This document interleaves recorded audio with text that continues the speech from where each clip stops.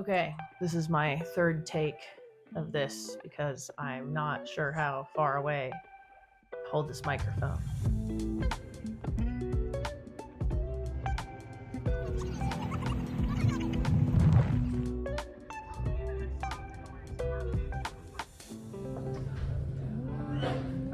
But yeah, I've been gone for a little while. I don't know if that's obvious from this video. I also haven't posted a video in like a month. But I just graduated massage school, and I also went to Spain, which is very exciting for me.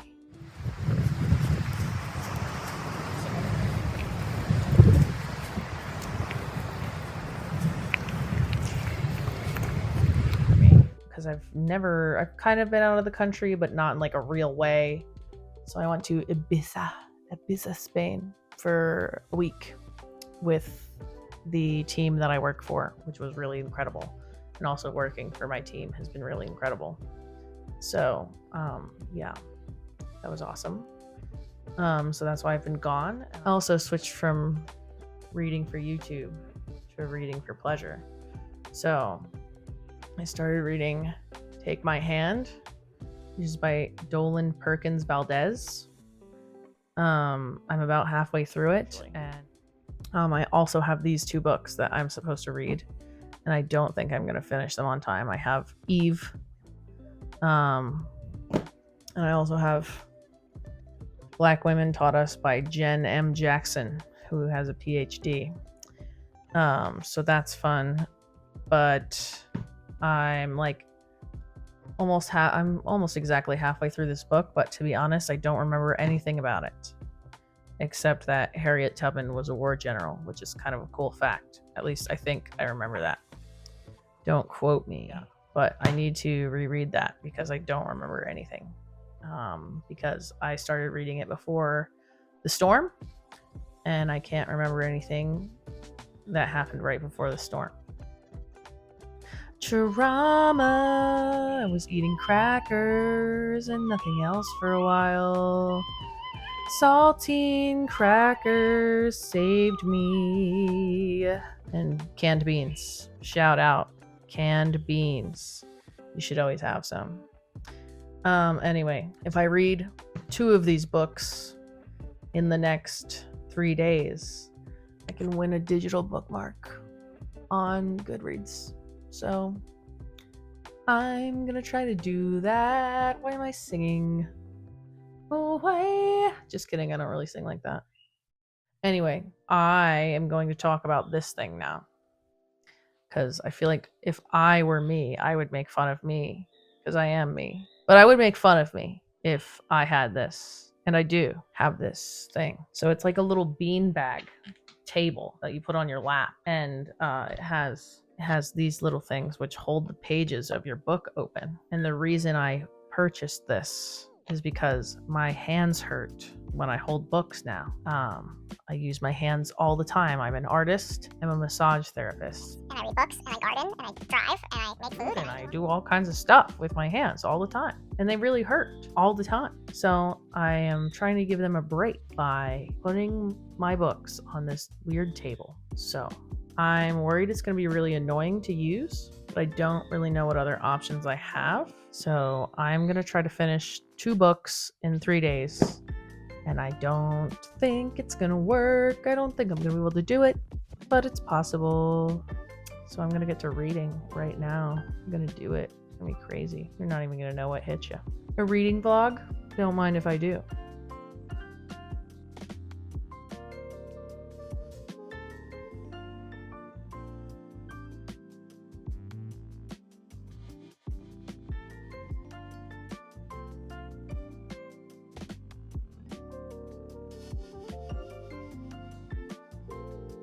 Okay, so I have some good news.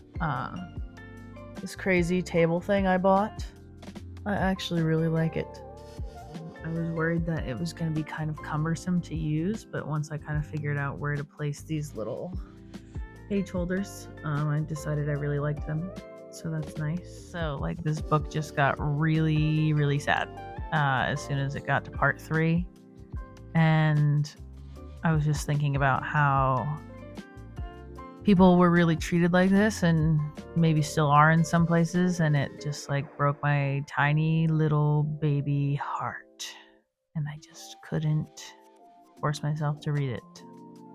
I'm gonna try to continue to plug along now that I'm taking a little bit of a break. Let's keep reading.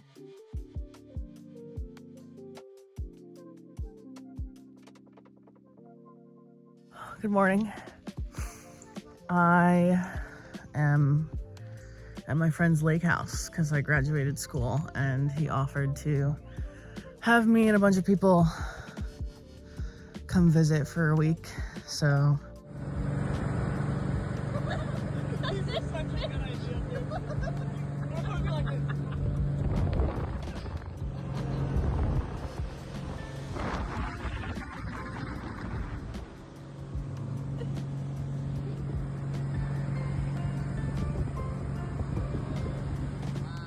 I'm here for like 2 or 3 days, which will be fun. We went swimming yesterday. Yeah, and I brought my book. It's definitely been more than 3 days, as I suspected. It's hard to like keep up with everything that I have to do in life and also read. You know how it is. And then I brought a Mary Oliver poetry book with me. Well, it's raining, so hopefully you cannot hear the rain on the metal roof because I'm wearing a microphone, but it's very beautiful outside right now. I'm under a covered porch. Originally I was gonna sit here and read my book, but I also brought Mary Oliver's House of Light. I'm just gonna open to a random page kind of and try to pick a short one if there are any. Spring by Mary Oliver. Somewhere a black bear has just risen from sleep and is staring down the mountain. All night, in the brisk and shallow restlessness of early spring, I think of her 4 black fists flicking the gravel, her tongue like a red fire, touching the grass, the cold water. There is only one question: how to love this world. I think of her rising like a black and leafy ledge, to sharpen her claws against the silence of the trees. Whatever else my life is, with its poems and its music and its glass cities, it is also this dazzling darkness coming down the mountain, breathing and tasting. All day I think of her white teeth, her wordlessness, her perfect love. I haven't read any of this yet, so I'm really glad that there's bears in here. God, it is so nice out right now. Ooh, okay. So I'm finding I really like Mary Oliver already because she's thinking exactly what I'm thinking. So I'm going to read one more poem. Hopefully I'm allowed to do this. All right, so this is the first poem in the book, and it's called Some Questions You Might Ask. Is the soul solid like iron, or is it tender and breakable like the wings of a moth in the beak of the owl? Who has it and who doesn't? I keep looking around me. The face of the moose is as sad as the face of Jesus. The swan opens her white wings slowly. In the fall, the black bear carries leaves into the darkness. One question leads to another. Does it have a shape? Like an iceberg? Like the eye of a hummingbird? Does it have one lung? Like a snake and the scallop? Why should I have it and not the anteater who loves her children? Why should I have it and not the camel? Come to think of it, what about the maple trees? What about the blue iris? What about all these little stones sitting alone in the moonlight? What about roses and lemons and their shining leaves? What about the grass? That is fire. That is fire.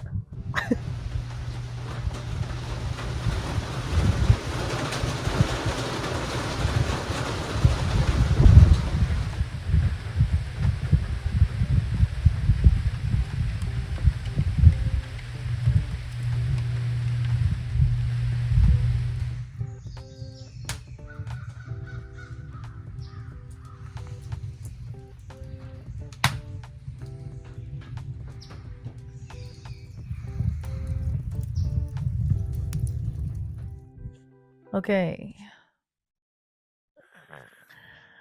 I'm back home in my room. Yay! I am so tired to say I came home and took a big, fat, thick, juicy nap. And I was asleep for like 3 hours. So I woke up and started working on this book again.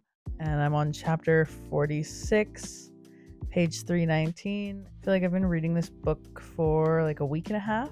And I was expecting it to be a little bit quicker of a read. So I'm surprised that it has taken me this long. It has pretty good pacing, I would say. Feels like this book could have been like 50 pages shorter. I don't know if I'm gonna continue to feel that way after I finish reading it. It is really quite heart-wrenching, but if you know me, I love me a sad book. I really enjoyed the character development in this book so far. Every single character in it, even if they're a side character, just feels really realistic and believable. And I can remember everybody's names, which is a big feat because I've noticed in a lot of books lately there's too many characters, there's too much going on. Everyone's name is like kind of similar or just so weird that there's like no way I can remember it. I'm definitely appreciative to this author for making the book straightforward, easy to understand, good storyline with a couple of plot twists in it. Sad, but not like so sad that it makes me want to dig my own grave. There are like redeeming qualities to the sadness, if that makes sense. Like, it feels like there's a little bit of hope in the book, which is really kind of what like encourages me to keep reading, because I think if it was just all a dismal abyss, I would be like, oh my god, this is just way too much right now. With like everything else that's going on in the world, I'm like, oh, can I handle this? But yeah, I'm really glad that I picked up this book. I picked it up way before Goodreads recommended it to me because it sounded like a really good book based on the summary. I found it in a used bookstore that is no longer around due to the floods, so it's like kind of a special book to me, even in just that one way. But I've really been enjoying reading it, and so far I would recommend it. Let's see if it makes me bawl my eyes out. Hello, it is Sunday morning, which is not yesterday.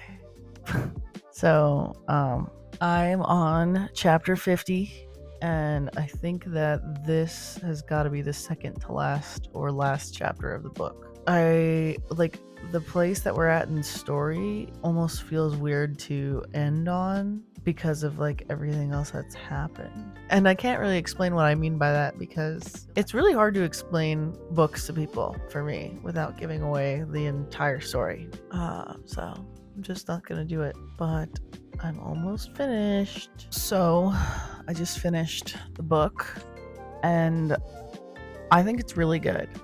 I think that I'm gonna give the book 4 stars. I'm gonna start talking about the book and I might spoil it. So if you don't want to hear maybe some spoilers, then don't watch the next like 2 minutes of this video. This book has like a really important message at the end. It has a couple of important messages, but I think one of the things that it really gets to is like not missing out on your entire life because of an event that like really hurt you emotionally. I feel like even though she's like accomplished a lot in her life, she's also like put everything emotional on the back burner until like her 60s. Like, she was so upset by the events that happened in this book that she just like couldn't really fully recover. Like, she never really found love in her life, and she always seemed to like take on a lot of responsibility, but like never seemed to really take care of herself emotionally, and then later has to like revisit all of these parts of her past. That's like a really cool way to explore like a storyline. I really like that this is from the perspective of the nurse and not the people who are actually going through it, because it kind of gives you this like outside sense of what's going on, but also like she's so integrated with the family in this book that it's like their hurts or her hurts. It's a very interesting character relation dynamic. So I'm really impressed.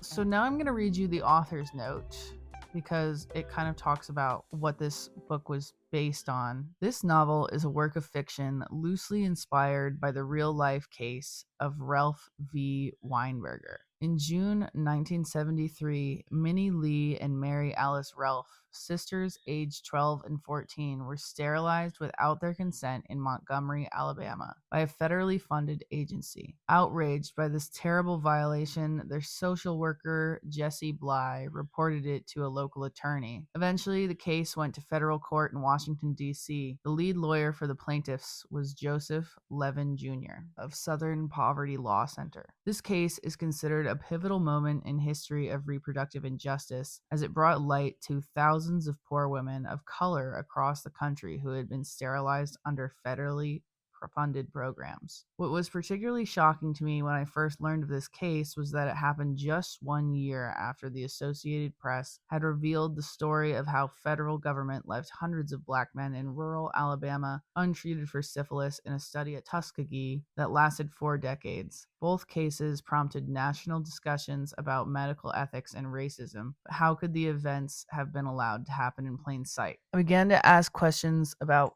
culpability and silence that contemporaneous documents in the archive could not answer. My inability to shake these questions resulted in 3 years of research and ultimately this novel. Eager to seek more answers, I traveled to Montgomery to speak with Joseph Levin and Jessie Bly, who were so generous with their time. I am always led by my curiosity, and I found myself wondering about the nurses who worked at the Montgomery Family Planning Clinic. How did they make sense of what happened on their watch? I was never able to find first-hand accounts of nurses who worked there, so I decided to imagine what it must have been like to work there at the time. Thus, I created characters of Sybil Townsend and other nurses at the clinic. It is important to note that Take My Hand is not a retelling of the events. Instead, I used historical record as inspiration to imagine the emotional impact of this moment and others like it. The moral and ethical questions I explore in Take My Hand remains salient today. In 2013, the Center for Ingestive Reporting revealed that between 2006 and 2010, nearly 150 women in California state prisons had been sterilized without official approval. A year later, the Associated Press reported on multiple instances of prosecutors in Nashville, Tennessee, submitting permanent birth control as part of plea deals. Jesus.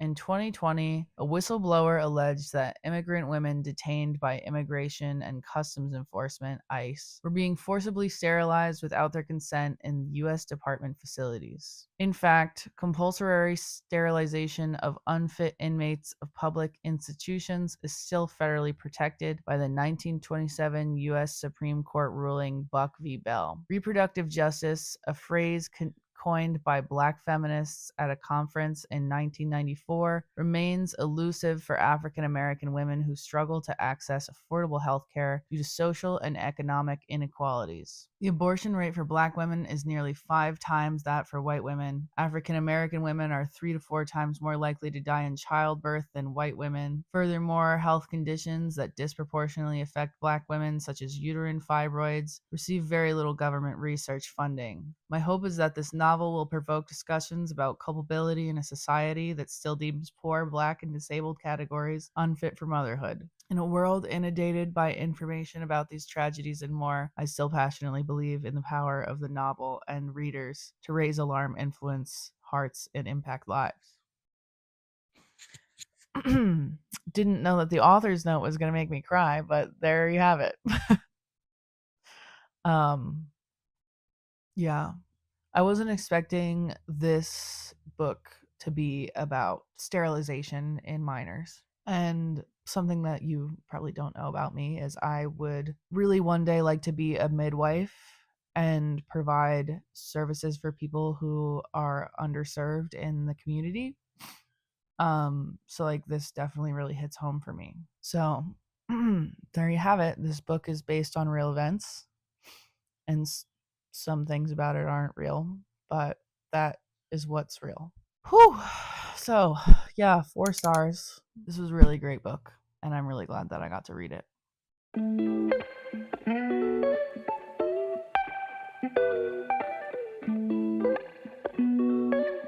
Okay, so I was on Goodreads today, and I noticed that there was a new challenge for this month and next month. Okay, so there's like 6 new challenges on Goodreads right now. So this is the one about Asian authors. So these are all of the books that you can qualify to get this little achievement. Let me see if I can find mine real quick. I really wanted to read Blob because I've heard good things about it, but my local bookstore didn't have it in the Asian Pacific Islander section, so I was with a friend and I was just like, let's just grab a book and go. This was another one that my bookstore had. It looked interesting, but it also sounded depressing as heck. Like I've already read some of the ones on here. Like The Storm We Made is one of my favorite books. I want to read this one, The Ministry of Time. Heard that's good. So I thought for sure that I was going to have something on my shelf that matched their list, but I was wrong. I do have 2 books here that were written by Asian people, which is If Cats Disappeared from the World. I got this for $5 at the Barnes & Noble Cafe, and I was like, what can go wrong? I love cats. I love literature. So I have that one, and then I also have Nine Tails by Sally Wen Mao. A Nine Tails, I believe, is a woman who can transform into a fox creature. So this is a series of short stories, I believe, that is about that phenomenon. I have all of these other books that are on my to-read list that some of them I just bought because I graduated school and I got them for myself as a little gift. And some of them are for YouTube videos. If you know, you know. But this is one of the ones that I bought for my graduation. Stephen King on writing. I've heard really phenomenal things about this. It'll be funny to read this because I've never read a Stephen King novel. This is another one that I picked up for a graduation gift. This is by Elena Fernette. It's called My Brilliant Friend. I picked this up because she is one of my favorite authors. She did The Lying Life of Adults. She is born and raised in Italy, I believe, and one of my friends who is Italian went to Italy and picked up the Italian version of this book in a bookstore. She's reading it, so I told her that I would buy it and read it alongside her. I got this one at a used bookstore in Asheville. It's called Let's No One Get Hurt. So then I have Look Homeward, Angel, which I got 25 pages into and realized that the main character so far is a misogynist. So it's not really my cup of tea, but I think I'm going to try to read it anyway because it was suggested to me for that YouTube video that I made before this one. Also, it's a classic, and I have to read more classics. Okay. And then this one I'm like so excited about. This is by one of my favorite authors as well. She does The Snow Child, which is by far, like, if I could give that book 10 stars, I would. That book, The Island by Gary Paulson, and Strong Hearts by Jim Ferguson are like some of my favorite books. So to have this in my hand right now is really something. I'm really excited about that. And then I have Sex at Dawn, which is a nonfiction book about psychology, the psychology behind like why people cheat, if polyamory is more viable than monogamy. And that's something that I've been aching to read for a while. Since my friend let me borrow a copy. I think I've decided that I'm going to read a nonfiction book and a fiction book in tandem with each other because often I feel like I need a lot of time to like sit and absorb nonfiction books or I will just forget what they say. And I also often feel like I need to take a break from thinking about real things.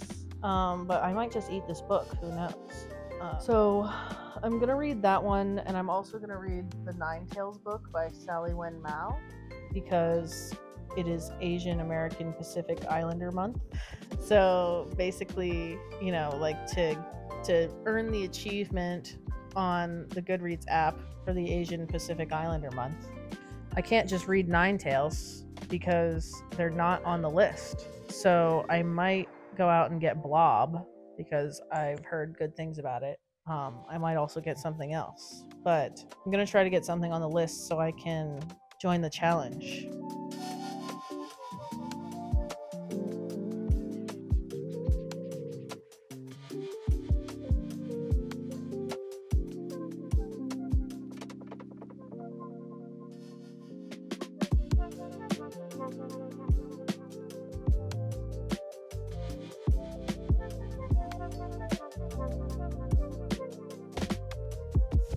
So, I'm on page 12 of Sex at Dawn. I started taking some notes with this cute fucking crocodile pen, and then it stopped working. So, I ripped a hole in the paper because I was so mad, but I was annotating. I was thinking deeply. I was having some thoughts. I also highlighted some sentences, so we're winning. And soon you will know what I think. Ooh, thoughts. You're gonna know what I'm thinking. The whole internet is gonna know what I'm thinking because I'm so important and my thoughts are so important, and I'm an American. I'm an individual and I have thoughts. Just kidding. I hope you find this entertaining. And I hope maybe you learn something, or better yet, pick up a book and read. You could read with me. We could read together. I have a TikTok account now because I started this YouTube channel, and I see that people are like reading live in front of people and then yapping for 10 minutes. It's like reading for 10 minutes, yapping for 10 minutes. I would find that incredibly difficult. I would probably only want to read silently on a stream, and then maybe yap in the beginning and at the end. I'm not gonna yap while reading. That's absurd. I might do that. So my TikTok name is the same as my YouTube name. It's Hello, I'm Wisteria.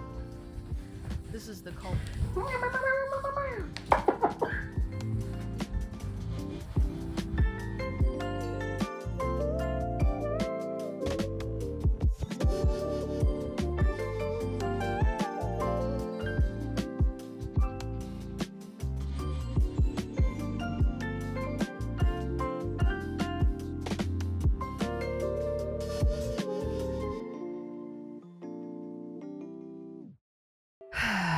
Good morning.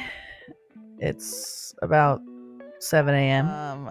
So I started reading Nine Tales by Sally Wen Mao. I'm on page 30, and the first story is about a sentient sex doll. When I first read that concept on the back of the book, I thought that sounded lame as heck, and I was like, how am I gonna be able to get into that? And it's actually pretty entertaining. It's entertaining. I'm surprised. Ooh, so deep, so many thoughts. I didn't really find that many reviews about it. I couldn't find it anywhere other than Barnes and Noble. So I don't know if this is like a niche book. It's like a big secret that nobody's talking about. I don't think I've seen anybody talk about it, but it just sounded so interesting. So I figured I'd pick it up.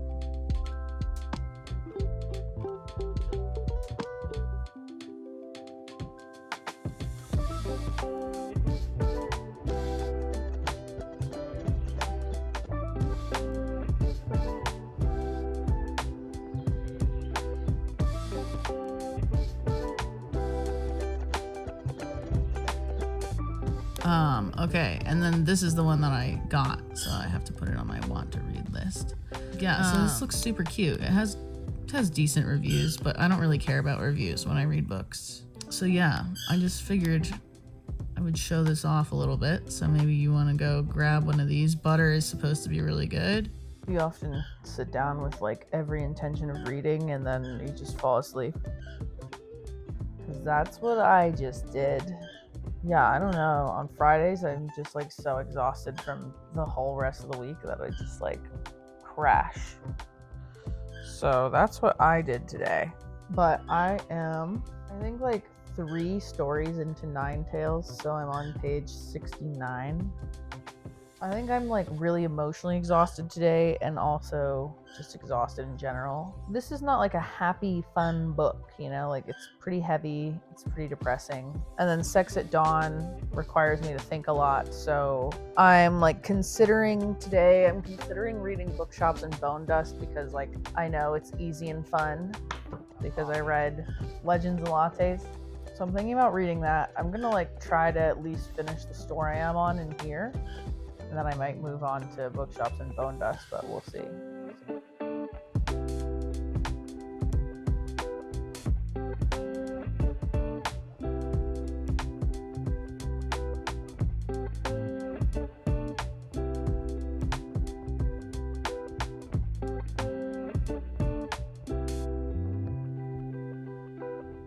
I finished Bookshops and Bone Dust last night, and it made me cry. And I was not expecting it to make me cry. Like, who's crying at Bookshops and Bone Dust? Me. I'm crying at Bookshops and Bone Dust. Okay, but like, there's a lot in here about short-term love, and I think, I'm going through it a little bit, so it really hit hard.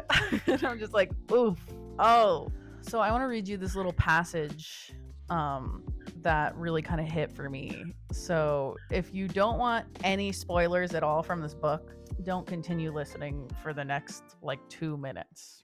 Zelia's clear laugh and husky voice were a uniting thread, and she chatted and signed and shook the hands of those who stopped by to see her. Viv glanced at Burke. She's never done this before? He shook his head, watching with clear affection. Never. Still amazed she's here, to be honest. Viv was sure and sure that he was more than a bodyguard or a valet. Something about the look in his eyes, sad but warm, must have been the right time. Fern wasn't there to keep her from asking, but she tried to put it delicately. So it's just you two up there in the hills together? Burke's brows rose. Oh, there's a groundskeeper and a few folks come and go. Really just us, though.